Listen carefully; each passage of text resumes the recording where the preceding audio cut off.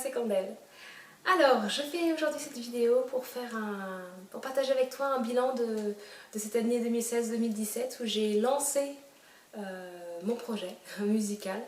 Alors c'est vrai que se lancer dans un projet, il y a des choses visibles qui sont réjouissantes, mais il y a des choses qui ne sont pas visibles et qui sont des fois des longs déserts à traverser, et c'est vrai que je veux partager avec toi ce que j'ai vécu.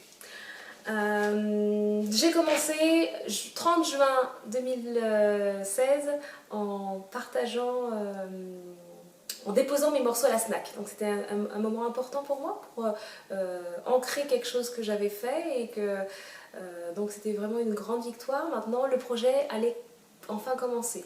Donc j'ai rencontré différentes personnes qui ont été des jalons dans mon parcours. Donc Gilles, qui a su m'aiguiller sur les démarches à suivre. J'ai eu Clément qui m'a aidé pour le site internet qui est paru début janvier 2017. J'ai Mylène qui m'a accompagnée pour la diffusion et la création de ma page Candel. Ça aussi, ça a été aussi une étape. Donc j'ai ma petite feuille hein, pour suivre quand même un petit plan et pas faire 36 000 prises de cette vidéo. À chaque étape, je suis sortie un petit peu de ma zone de confort. C'est une manière de se dévoiler, de montrer au grand public qui on est. Et à chaque fois, ça a été quand même associé à des peurs, à des craintes, mais avec un tempérament comme je l'ai, de foncer, de pouvoir aller au-delà de ce qu'on peut faire, de ce que je peux faire. Bah, du coup, j'ai été. Et puis j'étais à chaque fois accompagnée, et ça, c'était vraiment une grâce. Donc ensuite, j'ai commencé à préparer le concert. Donc le CCF, les Contacts Chrétiens Féminins, m'ont donné l'opportunité, le 17 mars, de pouvoir partager mes compositions. Donc j'ai accepté en me disant bon bah je peux le faire piano-voix, et au fur et à mesure je me suis dit je vais quand même solliciter des musiciens, et j'ai demandé à plusieurs personnes de mes connaissances. J'ai eu pas mal de refus, mais au final les personnes essentielles ont été à mes côtés. Donc j'étais partie pour moi jouer au piano et puis être accompagnée de musiciens. Donc on a commencé les répètes en novembre 2016.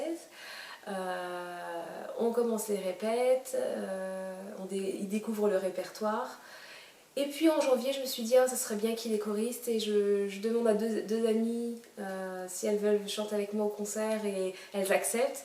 Donc là, on se lance dans la préparation des chœurs, parce que sur mes morceaux, il fallait que je rajoute des voix, bien sûr. Donc là, ça commençait à devenir, à multiplier les répètes, à devenir un petit peu plus, on va dire, oppressant pour moi, parce que du coup, ça commençait à devenir entre guillemets, une grosse machinerie où il faut coordonner.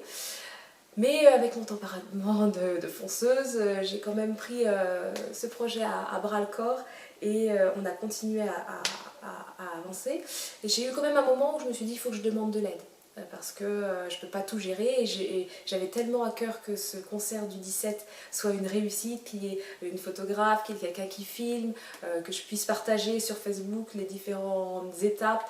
Donc du coup, j'ai fait un mail avec une demande d'aide, et j'ai pas été déçue parce que des personnes se sont proposées. C'est là que j'ai rencontré Ethel, c'est là aussi que j'ai rencontré Viviane qui s'est chargée de la collation lors du concert, et puis d'autres personnes aussi, Eugénie qui m'a aidée pour alimenter ma page Facebook. Donc du coup, je me suis vraiment, grâce à cette demande d'aide, j'ai osé demander, je me suis vraiment sentie entourée dans ma démarche.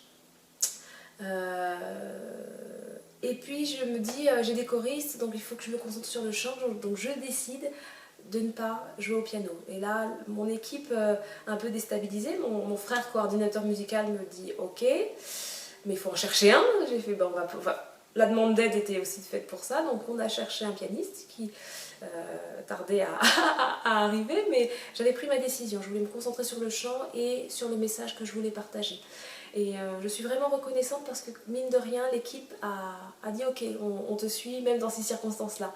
Et c'est vrai qu'on a prié, qu'on a vraiment osé demander à différentes personnes. On a eu pas mal de refus. Mais Josias est arrivé à point nommé 3-4 semaines avant le concert. un cadeau du ciel, un pianiste hors pair qui s'est très vite adapté. On a fait 2 répètes ensemble, une répétition générale et au concert il était là, prêt. Et c'était vraiment, vraiment une grâce. Mais tout ça, mine de rien, quand on le vit, il y avait quand même une dose de stress qui grandissait au fur et à mesure que l'événement arrivait. Entre-temps, je déménage, donc du coup, c'est aussi tout un chamboulement. Et j'avoue qu'au fur et à mesure, j'ai perdu ma joie. J'ai perdu la joie de ce projet. J'étais dans le faire, parce que du coup, il y avait des choses à réaliser, des objectifs à accomplir. Et finalement, pour être honnête, j'avais perdu aussi cette joie. Les répètes se multipliaient, mine de rien, pour essayer d'être prêt. Et donc, indirectement, on met un peu de côté la vie familiale, donc ça crée des tensions. Voilà, c'est tout un contexte. Puis l'hiver était un peu certainement difficile, le déménagement, la fatigue, certainement des carences qui font que le moral au fur et à mesure au fur et à mesure je commençais à m'éteindre. Je restais accrochée à ma relation avec Dieu parce que ça c'était vraiment c'est quelque chose de vraiment indispensable pour ma vie. Mais c'est vrai que quand on perd sa joie, j'étais loin de vivre ce passage dans le psaume 130 où David dit « Je n'ai pas visé trop haut, mes yeux n'ont pas vu trop loin, et je suis restée dans les bras de ma mère comme un enfant apaisé, dans la paix. » Et là j'étais tout sauf... moi j'étais pas en paix. J'avais perdu cette joie et cette paix. Mais je m'accrochais quand même à cette relation et je m'attendais à Dieu de pouvoir me délivrer de cette situation qui, en apparence, tout allait bien, mais dans mon cœur, les choses étaient vraiment différentes. Ouais, c'est vraiment différente. Donc c'était vraiment une situation inconfortable. Et au fur et à mesure, tout me paraissait insurmontable. Écrire le programme de la soirée, quelle tenue j'allais mettre, comment j'allais me coiffer. Il y a plein de petits détails qui encombraient mon esprit, alors que j'étais persuadée que tout arriverait au point nommé. Mais obstinée, je voulais que les choses soient claires et les choses soient faites à ma manière. Tout de suite, maintenant, je veux que le programme il soit là, pondu, quand je l'ai décidé. Et finalement, ça ne s'est pas forcément passé comme ça. Donc j'ai passé des temps incommensurables à chercher une tenue, à savoir comment j'allais me coiffer. Moi, et plus je cherchais, plus je me perdais. Hein. Donc du coup... Et puis on se rend compte, je visite la salle et on se rend compte que la salle elle n'est pas faite pour faire un concert et qu'il faut faire appel à un professionnel qu'il faut payer pour pouvoir... Donc là c'est encore des petites choses qui rajoutent une chape de plomb au fardeau qu'on est en train de porter. Alors qu'à la base c'était un projet où ma volonté est de prôner la notion de liberté, d'épanouissement, et j'étais tout sauf en train de le vivre.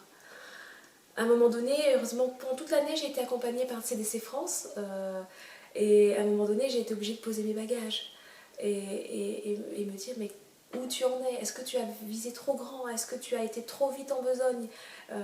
Où est ce temps où tu te réjouissais de préparer cet événement ou préparer ce projet? Et j'avoue que ça a été une période très difficile.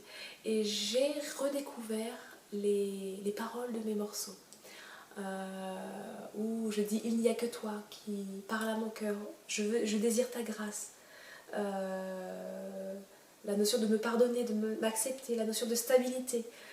Parce que mine de rien, je me sentais plus à la hauteur de ce projet alors que il fallait que je lâche prise, vraiment. Et que je fasse confiance. Et c'est ce que j'ai appris cette année, à lâcher prise et faire confiance.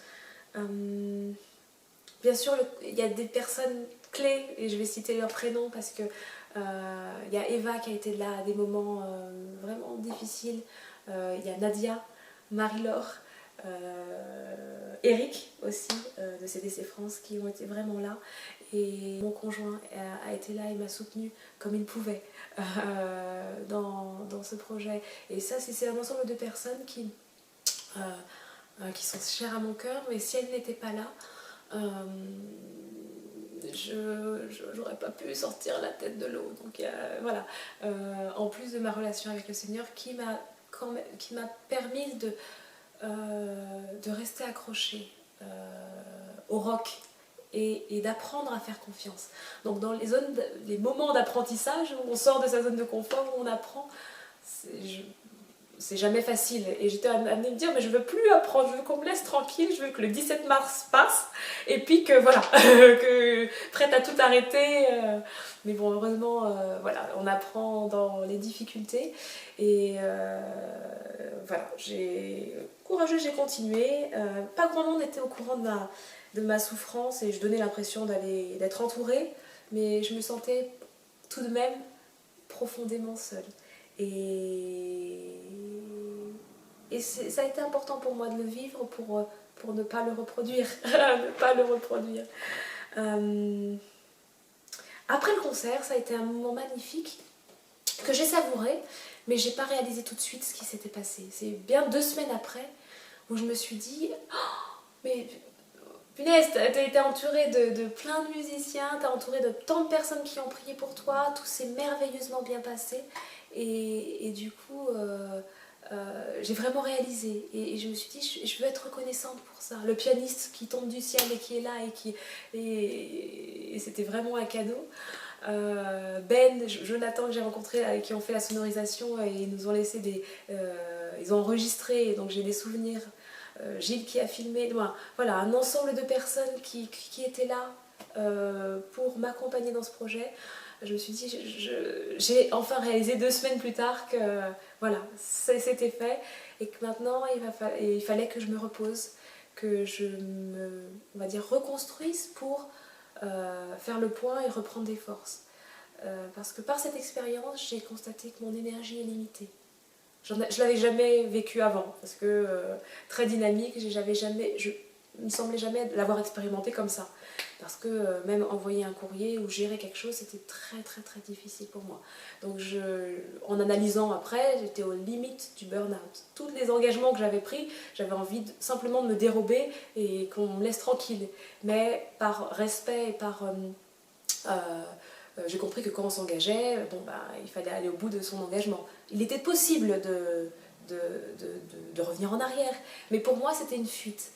Et donc, dorénavant, je fais attention à quoi je dis oui, à quoi je dis non. Et dès que j'ai un doute, je préfère dire non qu'un petit oui. Je veux que mon oui soit intègre et accompagné de joie et de plaisir de le faire. J'ai pris aussi conscience que donc, mon énergie est limitée, donc qu'il fallait préserver son capital vitalité. Que ça passe par l'alimentation, prendre des temps de repos, donc j'ai mis pas mal de choses en place aussi pour cela. Et je mets un point d'honneur à mettre en priorité ma famille avant tout, avant le projet. J'ai vraiment fait le point de ne pas mettre toute mon identité dans ce projet, qui veut dire que si ça ne va pas comme je veux, tout de suite je vais perdre ma joie, je vais perdre ma paix. Mes enfants, mon conjoint, ils sont là, et c'est eux ma priorité. Et bien sûr, ma grande priorité est Dieu.